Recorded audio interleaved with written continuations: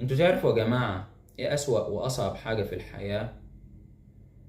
أسوأ وأصعب حاجة في الحياة لما إنك ما تتخيلش الحياة شكلها ايه بعد فراق شخص عزيز أو غالي عليك.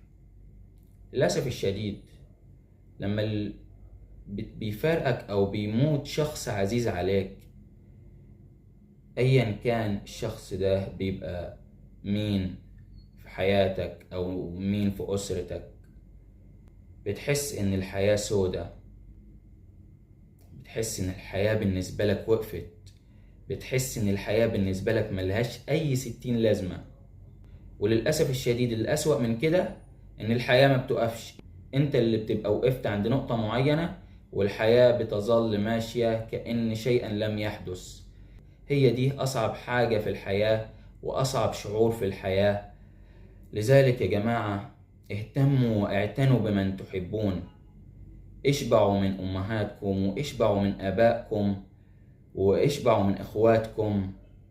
ربنا يرحم اللي فرقونا ويطول في عمر الأحياء منهم. إلى اللقاء.